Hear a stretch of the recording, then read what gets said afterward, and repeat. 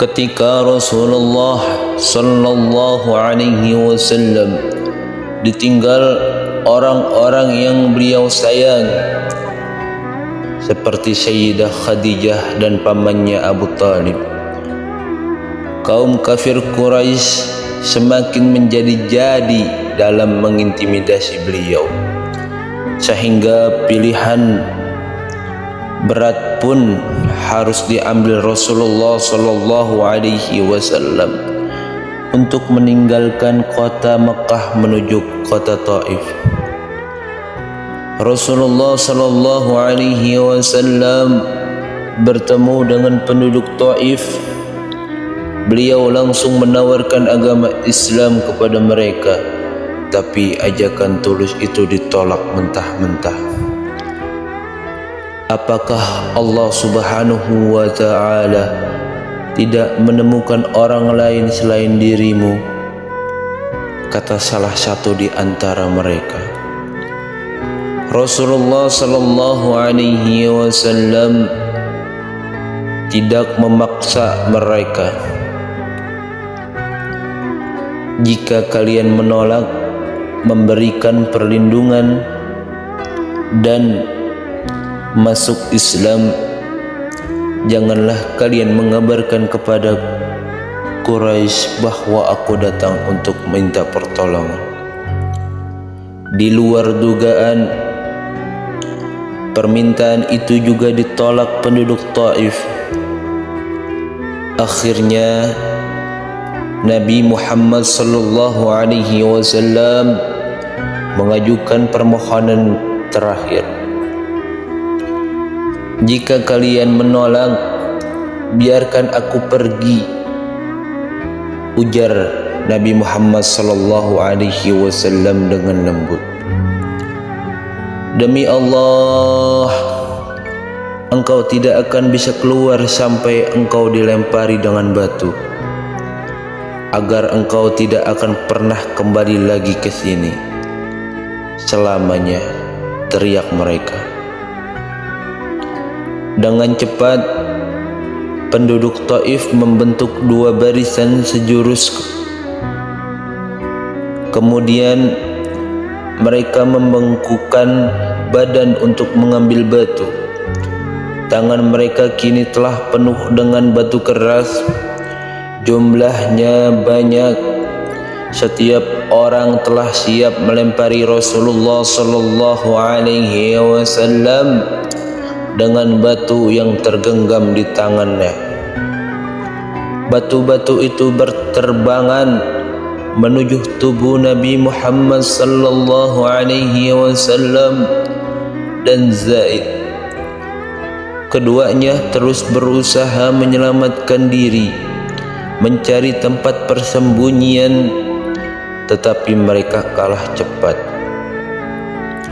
Batu-batu itu silih berganti mendarat di kepala dan sekujur tubuh mereka.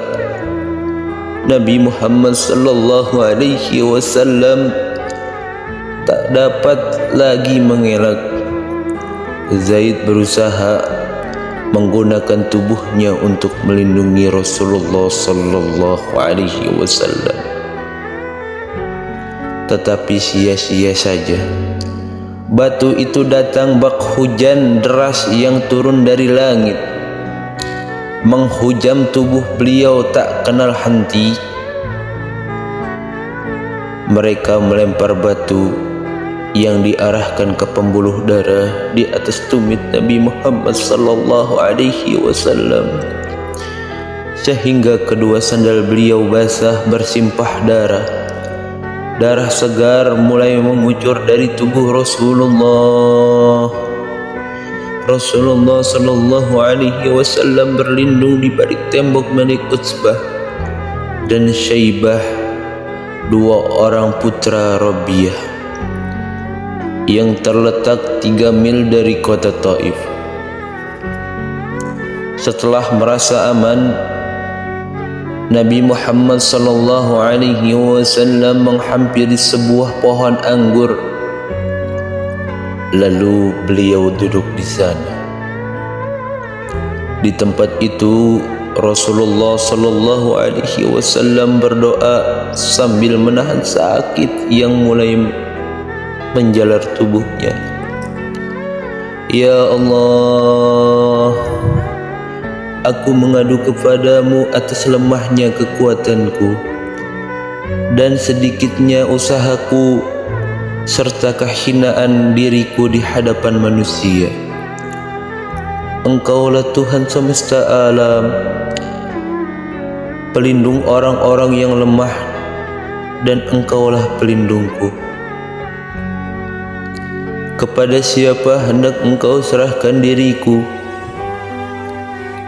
Kepada orang yang jauh yang menyerangku, ataukah kepada Zat yang dekat yang mengatur urusanku? Asalkan Engkau tidak murka kepadaku, aku tidak peduli. Aku berlindung terhadap cahaya wajah-Mu yang menerangi kegelapan, dan karenanya membawakan kebaikan bagi dunia dan akhirat. Dan kemurkaan-Mu yang akan Kau timpakan kepadaku, Engkaulah yang berhak menegur hingga berkenan padamu, dan tiada daya dan upaya selain terhadap Engkau. Rasulullah sallallahu alaihi wasallam mengadahkan wajahnya ke langit. Dilihatnya awan bergerak, berarang, dan tiba-tiba Jibril menampakkan diri seraya menyampaikan salam. Assalamu alayka ya Rasulullah. Allah mengutus Jibril bersama malaikat penjaga gunung yang menunggu perintahnya untuk meratakan kota Taif tersebut.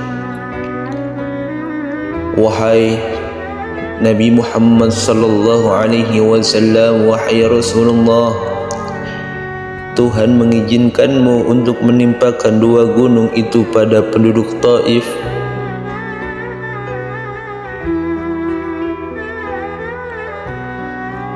Jawab Rasulullah sallallahu alaihi wasallam, jangan.